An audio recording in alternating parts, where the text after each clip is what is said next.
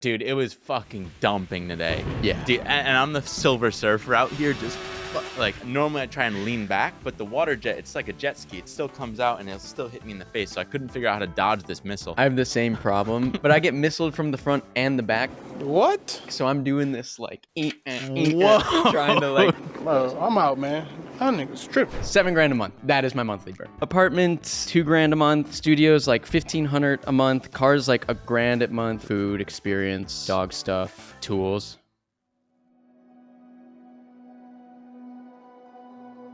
Okay. Anything we want to do with that thread? Oh, that was it? I got that first roll back. I actually brought a prop to this podcast. Oh, really leveling up the podcast, dude. I want to show the audience my very first photo. Dude, when we have an editing company and we literally can't put up B-roll, so you come with your own handmade slideshow, dude. Welcome to the Smart Nonsense Podcast, where we talk about entrepreneurship, self-development, and challenging norms like... Nope. Pop, No. we're like, yeah. We're like, we didn't do it offline, did we? We're like, what, 2 weeks into this daily habit? That's pretty good for us. I know. Not doing anything else we should be doing. No, not at all. Almost did, but then I got roped into the Loren system, dude. Oh, no. That's my bad. Trying to figure Lorenz out how lines? bombers... Yeah. Oh, no. We got to Look get you at out you, of there. dude. That might be a good pod when we finally get around to that. Because I got told so you. much FOD from this rabbit hole that I think we're going to have to shoot an episode on it. Because I'm getting down to like why quartz clocks, why you got to go atomic, but then you like still use the quartz to like calibrate the atomic. Dude, I'm deep down the rabbit hole. You know what I use, though. Pop? I use my iPhone clock. It works. I don't know what crystals they're tying it to, but it Dude. works. And I'm happy that it just works. It just does. You ever read The Crystal Cave? No, what's that? Don't have to. So we got a lot of goo on the pod. You know, one thing, dude. Okay, so we're doing daily. I don't know how long this is gonna last, but like, we're doing it for us. Keep ripping, baby. We're doing Doesn't it for us. matter. The Don't look value- up. No. I think we're attracting fans that I didn't know existed, because we have our techie Steven, Durdfin, as some call him, and his girlfriend. I think Fiance. she's a non-sensor now. Fiance. So get it straight. I'm going to the wedding in February. Are you really? Mhm. With the mustache and a rat scowl. Watch That's this on sick. YouTube. He almost Yeah, ran so our his company, yeah, too. okay, so he texted us this morning, like, I think you guys are really hitting a stride with this podcast. Little does he know they're from 9 months ago. Little does anybody know. So we are maybe hitting our stride now, 12 months later. And then his follow-up text is, so, Simone, I walk in the room and she's just cackling to herself. And I don't know why. And I take a look at her phone and she's 42 minutes into Dylan's sleeping with a what do you call that? Felon. No, dude. A felon. No, Oh, that Cobra was Kai, sorry. Cobra Kai. She was in the C-clamp, dude. She got clamped. Oh, the C Gets the best of them. I had to listen back and, dude, as long as, here's the thing, okay? I was listening to a little Justin Kahn on Danny Miranda podcast, and he was talking about all these billionaires who he knows. It's like, which ones are the happiest? Like, the ones that are happy? The ones that intrinsically love the game. Hey, dude, we just love the game. Just do it for us. Number one fan, and then we end up attracting those people. Let me piggyback on that. So I get these texts often. I'll piggyback. I get these texts often. I get one this morning from a high school buddy of mine who's like, hey, I need some advice. Basically, I've got this cousin who's a fantastic musician, but he's poop at making videos. Can you recommend me some good cameras and audio to capture his band? Because they're really freaking good. I'm like, yeah, just send it over so I can kind of see baseline what we're dealing with. That's not the point. The guy's a sick musician. I'm like, it's not about the camera. Here's what it's about. Because then he texts me, he's talented AF. He legit just doesn't really care. I'm like, okay, interesting. Agreed. He is talented AF. Need to make this motherfucker MF go viral.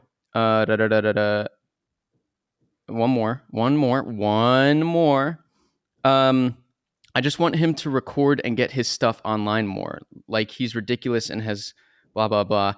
He also doesn't give AF about going viral. He's truly just a music dude through and through.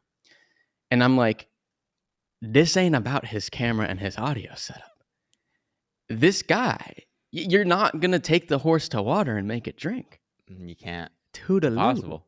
Yeah, so I'm like, he's got an iPhone. That's fine. He's recording in just like ugly sets. I'm like, sit in front of a window, make it look better. If you get him a new camera, that's not going to fix his not caring issue, right? So that's my little piggyback tavern about, and that's a local restaurant for anybody in the Chicagoland, in the Chicagoland area. That was a 101, audience of one, dude. For my peeps and yeah. I finally understood what it's like to be a listener, becoming fresh. Piggyback tavern. That wasn't even a thread. Wow, I was really listening to you. I mean, here's the thing. Yeah, great job. And I get those texts all the time. Yeah, that's where it's like, well, if the person really cared, just have them reach out and then we can figure out something. But most people don't care, or they just want advice to like, it's like when I sent it to Tim Urban and I'm like, hey, dude, should I really do this thing of like cartoons and blog posts? And he shouldn't respond to that, but it's just like you need someone to tell you like not to do it, or like to like, I don't know, comfort you in some sense. It's like, dude, if he cared about it, he'd come to me. I'm just like, there are incredibly famous, there are people who have blown up and gotten discovered through their music with iPhones and plugged in earbuds. Like that's not the problem. The problem is like, how bad do you want it? And like, how bad are you studying how to go viral and whatnot? Intrinsic. It's all intrinsic. We're not doing that. We're not. Here's the thing, though. We're finally getting some feedback. I'm looking at some comments just because I'm like, these episodes are funny. I'm like, I wonder if people think they're funny or if it's just us. So I went in one of them, and I think it was Vietnam. And one of the guys was like, hey, dude, you got to turn these into clips. And I'm like, oh. As if, dude. As if we ran an animation company called Clipped. As if, dude. But I'm trying to navigate World War II bombers, dude. You think I'm gonna come in here and do this? No, I don't know what the bottleneck is for doing things. It's cash. I think it's mostly cash. It might just be an excuse. I think with the writer, because we don't have an editing team right now. Well, it's not like I got a queue. I got a queue. Oh, I got about 20. I got fat stacks. I haven't stopped ridding.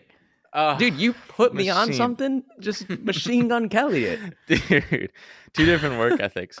Fuck. Okay, maybe it is. Well, no, yeah, I got a queue. We don't have resources. Got to get resources. But dude, here's part of the problem with recording this pod is like normally I come with FOD because I listen to things and I got more FOD. I got FOD here. Good. But I don't have as much as I'd like because I've just been so deep down Elon. And I'm archiving all these Elons for the Elon pod. Same. But dude, it's like holy sabitch. You were saying this because you were like a couple days ahead of me. I'm finally at the sabitch of like 2018, everyone's shorting his shit, and he's like, fuck it, dude. We're gonna build another assembly line outside. And I'm like, yes, dude. Overnight, dude. It's just like, dude, how do we complain about anything ever? I know, save the FOD. This is why I'm just like, I'm simultaneously like, I'm stuck. I'm stuck because I'm like, we need to think so much bigger. Oh, but then I'm like, his life's miserable, and we gotta save it for the Elon pod pop. I came to this pod with doing some research. I don't know where it's gonna take us. It's kind of just a one-liner, but I figured out my monthly burn, which is from like 2 pods ago. Okay, I'm all ears. $7,000 a month.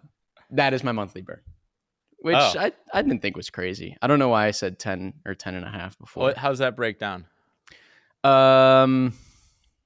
Did not prepare the breakdown. Oh, wow. Did the aggregate. What kind of breakdown do you want? The breakdown, dude. Apartment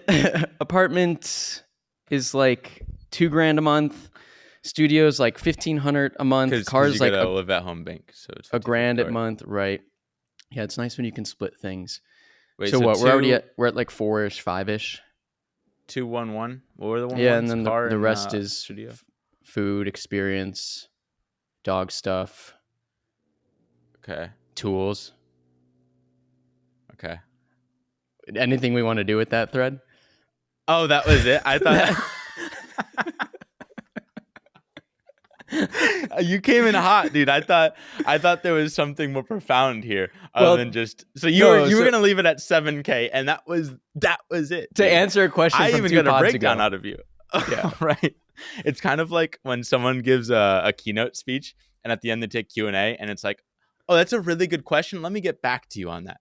And they never get back. You got back, dude. Yeah. You got back. Yeah, I wrote it down That's and I awesome. got back. You want another one or you got one? Well, I can do my burn on the fly if you want. Your what on the fly? My burn. Burn? Oh, we've eked out your burn. Your I don't leases. really know.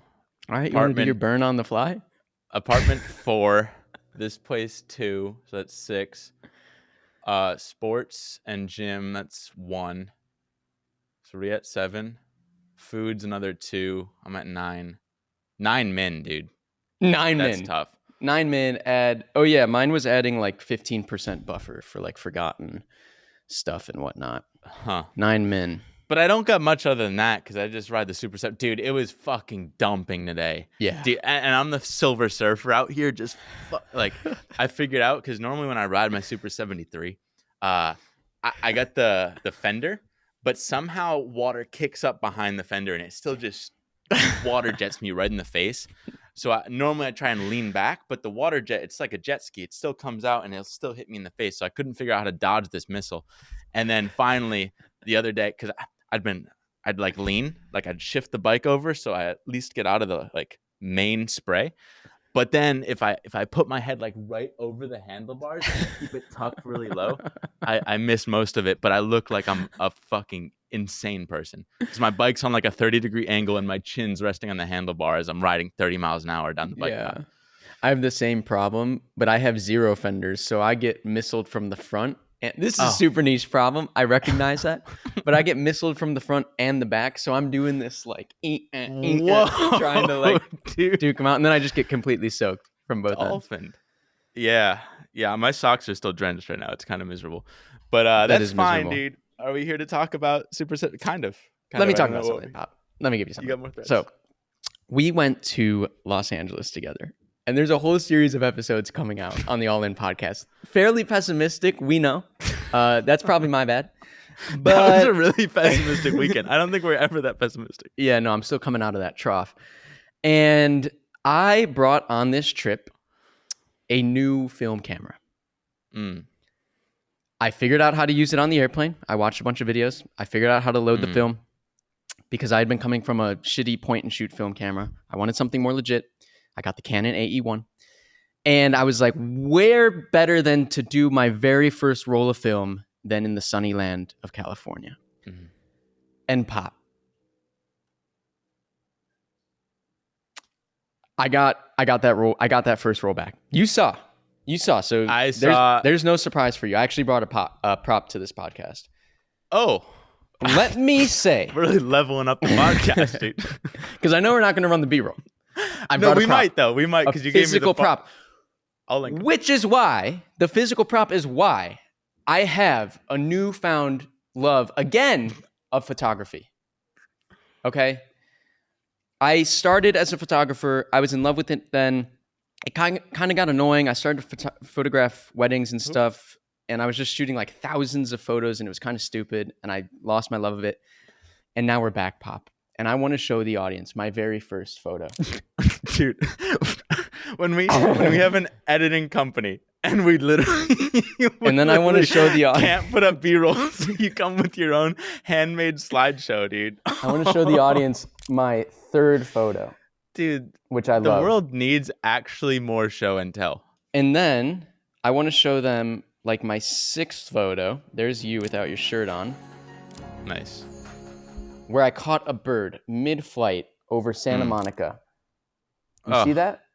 So good, dude. Now, let me just say, there's something... So, I can hardly put it into words, Pop. Oh, wow. Yeah, yeah. Just like the one shotness, like you saw me this whole trip. I was like, I had my camera slung around me at all times, which I never Two. do anymore. Double Two? bagged. My vlog camera. You had your vlog camera and the Yeah, but slick Rick, and I hate bringing the vlog one around because I never use it unless we're shooting a pod. which we did. But I was bringing the film camera around because I was actually ready for any photo opportunities, and I started looking at the world through a photographer lens, which I haven't done in a long time. I.e., the grill of this Rolls Royce for people watching on YouTube. That's in Beverly Hills. Oh. What I wanted to say is the one-shotness of it, and then not knowing what you shot and getting back these little physical goodies at the end. I think I'm just done making content and done doing clips and done shooting. I think I'm a photographer again. Oh. One film and he's a photographer. One sip and he's Elon. I'm not. Yeah. Inside joke. But what happened? Remember, like, when you were in your vlogging days, because you shot for years and years, just every day vlog. You got mad because you had to go looking at the world through this vlogger perspective. Like, should I vlog something here? Should I get the shot? Should I not do it? Why is this different? It's a great question. That might be the greatest question of all time on the pod. The reason this is different is because that is more so like, this is like one image at a time. Can I tell a story in one image? I'm going to stand here for 30 seconds and find the image. The vlog is like keeping track of an 8-hour long plot in your head. And then, the people I'm with are doing something. Am I really going to like turn to camera right now and like narrate the next bit? And then what was the last sentence I left off on? And then where is this going to go next? Oh, and let me set up the camera and be the actor and corral my extras. It's just like, that's a great question. 100 views. For 100 views. That's a great question. Let me give you the counterpoint, because I'm question guy and devil's advocate. Everyone knows that listen to the last podcast, had a dinner party past weekend, had a couple people over. It was very dinner pottery. Pottery. We did nice things with nice people. Everyone kind of dressed up. I had to put on a shirt. It was lovely. But at the end of it, out comes Jack with his cameras. He's a camera guy now too. I guess everyone is, because like, what do you do with too much money? You buy cameras that are worse than the cameras in your phone. Now he has a Polaroid and a film camera. So we go and we're like, okay, let's try and like get a Polaroid. So we all go and like group up, and he's like, okay, take it. Boom, snap. Puts it in his pocket in the dark, lets it rip. Comes out, it's the most fucking blown out, terrible photo I've ever seen in my life. And now we just spent like, a couple minutes like setting up for the shot, all for this big moment.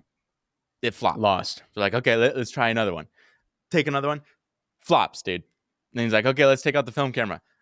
Nips it, but like, who knows? Who the fuck knows, dude? And now we're all down to this, and it just seems so part of that is he might not have like a foundational knowledge of photography. Where he understood. Just shit on him. Shit all over him. Right? Like understanding distance to your subjects and flash and all that jazz. You shot weddings. I shot weddings. The second thing, I think that's just doing it wrong.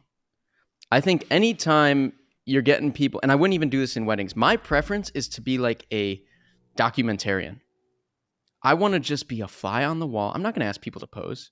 I want to shoot candidates. I want to get like the real raw emotion. I want to see like those two people hug and they're saying bye for a long time and there's a tear coming down their face. That's my preference. Because if you miss a candid, then nobody knows. But yeah, when you all took some energy and to stand around and then it comes out shit, that's right. That sucks. Well, what do you think of this recent hack where you just turn it on 4K video and just record for 30 seconds and pick the best frame? I think that's great. The thing is, like, I never go back through. Because we can take so high quality stuff. I just like, dude, I have like millions of images. Am I doxing myself right now? Probably. Should probably stop. But I never go back and look at any of these. Yeah. So there's something about getting 36 rolls on a frame. And like our LA trip, 36 frames on a roll. And our LA trip is just these 36 images. And that's it. Something really nice about that. So That's awesome, dude. I'm glad yeah. you got hobbies, and now you get to go develop film as one of your errands. Yeah. But Total pain in the ass, by the way. I can't stand how long it takes to get developed and then printed. I'm like, I'm just gonna get a printer. But then it's still got to get developed. It's just like it's a slow, expensive hobby. So we'll check back in on that. I bought a printer because I thought I'd print out the newsletter every day and like look at it and like in physical form, but did literally one newsletter and I'm like, this is like 20 sheets of paper. I'm not gonna do this. All right, dude. You don't write newsletters anymore. I don't. I'm so good for the first week and a half, and then it's just fucking Gardaloo. 0 to 1. Okay, I have a couple threads. Are they related? I couldn't figure out how to link them. You can pick and choose. Okay, I got a couple. That's my job. Yeah. Do you want something money related, like how to make money off content? Okay. Do you want something how to find a wife, but it's loosely business related? Or how to hire people better? Oh, those are good threads, Pop. So we have money, we have how to find a wife, loosely business related, as you always say. But that's up for grabs. And then what was the third one? How to hire better. Let me go. How about this for the audience, because they care. Give me number 2. And then let's go to number 1. Wait, is 2 dating? 2 is dating, loosely tied to business. Yes, dude. All right. So, and then 1 is how to make money as with content. Yeah. All right. So there's a tweet. We're on Twitter. Follow us if you want. I see this tweet. It's levels in the entrepreneurial game. It's like, okay, what are these levels? Teach me. Level 1. Watching Iman Gadzhi and this guy, Luke Belmar. Don't know the second guy, but like Iman Gadzhi is like, here's how to get rich making agencies or whatever. Then level 2, watching Hormozi or Alex Becker. And they're like sales gurus. I don't really know. Level 3, watching Y Combinator. Level 4, watching Howard Marks, Berkshire Meetings, Peter Thiel, etc.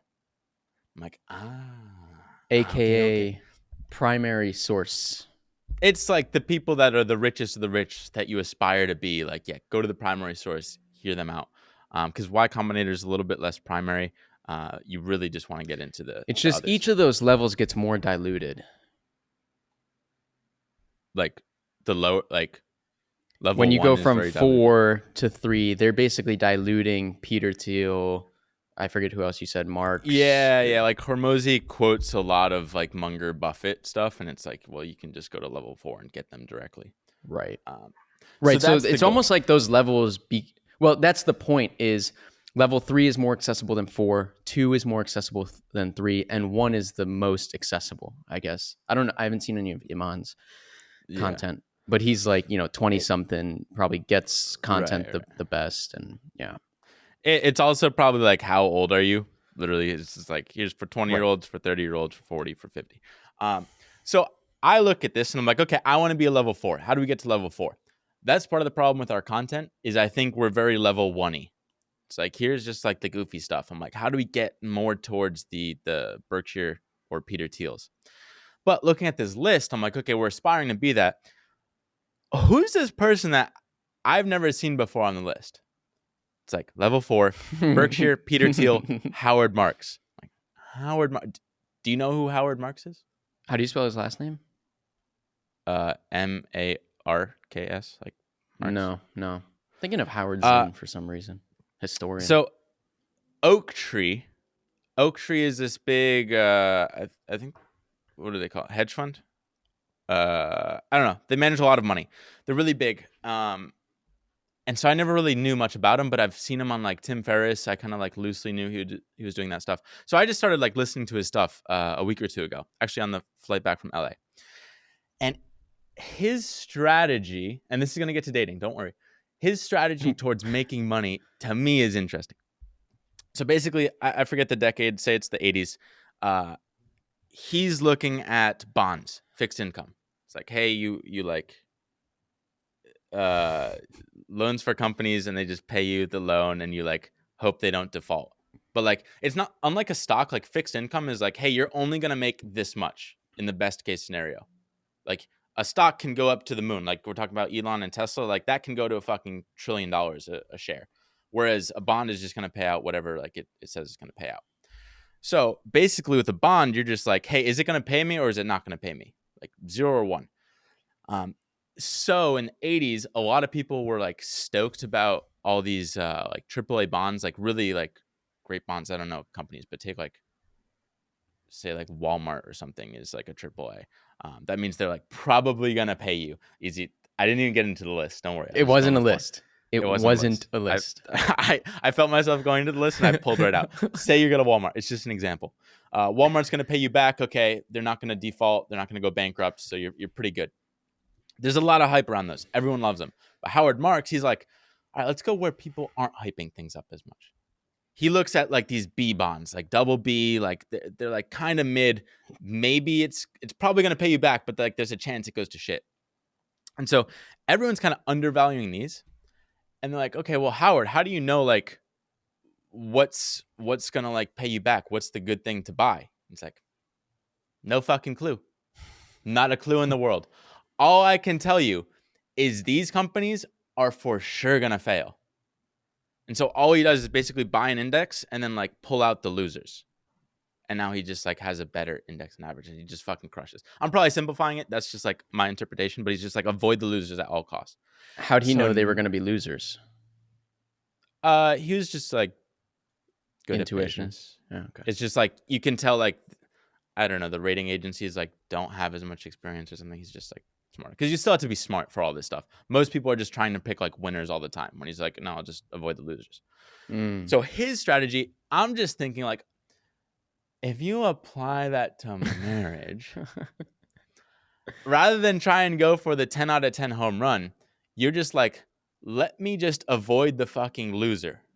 Like the crazy person who we're never going to be able to argue well. Like we're just always going to have these fights over dumb issues or like maybe the chemistry isn't 10 out of 10, but it's not 1 out of 10. It's just like, it's good enough. And so this is where I come like, I circle into, hey, your approach is pretty solid.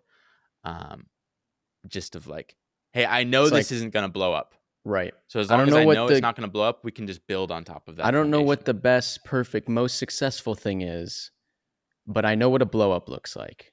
So don't blow up. That's interesting. Hey, that was pretty mild for you in dating and business.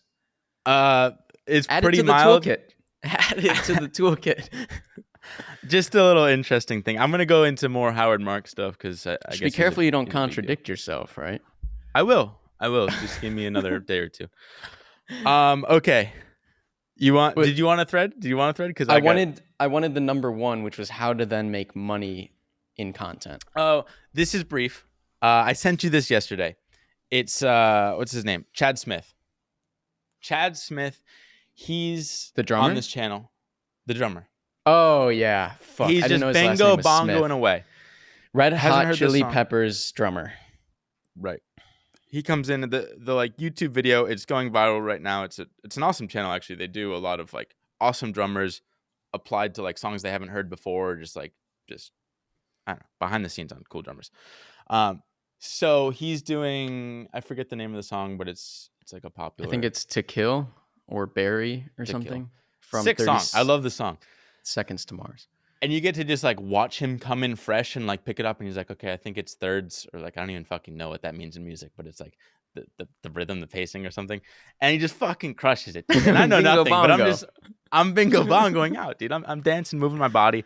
There was another drummer because I went down the rabbit hole and he's actually Michael Jackson's drummer. He's like, hey, listener, I'm not going to touch you. Not going to come anywhere near you, but I'm going to make you move your body. And I was like, oh, I like that, dude. Wait, which one did he do? Did he do another blind drumming session? Yeah, he did a blind drumming session. Oh, I got to watch that. Yeah, 'Cause- he's a lot more chill, but it's just like classy, and he fucking hits like cymbals behind his head, and it looks so Yeah, sick. he's got like a 500-piece drum set. He has a great video about how he laid down the Billie Jean drum intro, and he's like, this is how anybody would play it, and he just like lays it down, and he's like, hold up, there's a phantom note in there. There's a phantom note. You gotta have to feel. You gotta have to feel. And then he plays it again with this little ghost thing he's doing, and it completely changes. You look at you, dude. He's just a vibrant. If we have B-roll, I would love to have B-roll of that for this episode. Calling out Koi. Wait, let me give you just a quick thing, because I once heard this famous bassist. He actually isn't famous, but he said what's so interesting about his music is he's a bass player, an electric bass player. He's like, deaf people can jam to my music. They can dance to my music because they can feel the vibrations. And I was like, There's just like something going through your body. Yeah, that's cool. The Michael Jackson guy is like something Sugar. Like Sugar's in his last name. Pooh Sugar or something. I won't look Jonathan it up, Moffat. Oh, is that it? Michael Jackson's drummer, Jonathan Moffat, performs Billie Jean. That's what I'm talking about. Oh, well, I don't know what I was watching. Oh, but there's something so many of them on the same channel. Then he performs Smooth Criminal. Oh, dude, I'm gonna be rabbit holed out tonight. Lost you. Okay. And one cool thing there with him is he's all self-taught. Has no idea how to read any sheet music. He's just like, nah, dude, I just vibe. I groove. Comes out of me.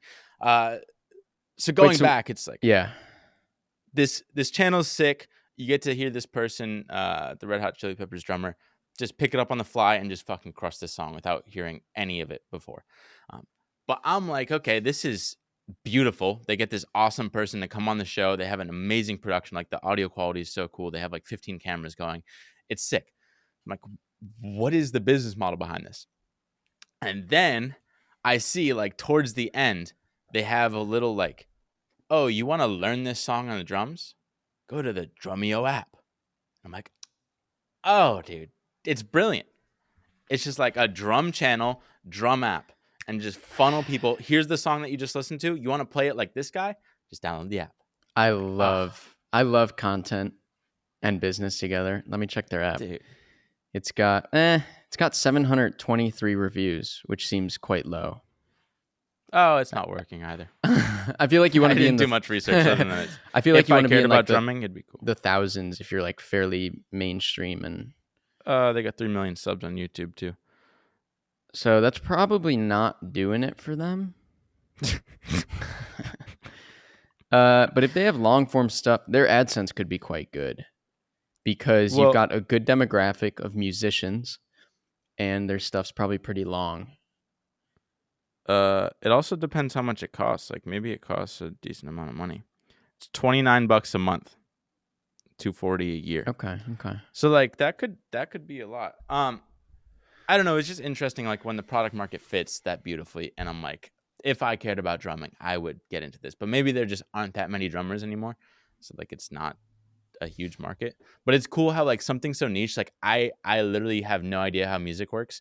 But I'm like, I'll watch all these videos. Yeah, I just queued about a dozen of them because it's a vibe. Live on the pod. We don't have to get into the last one, dude. We can't. I think we're hitting it. Gargaloo!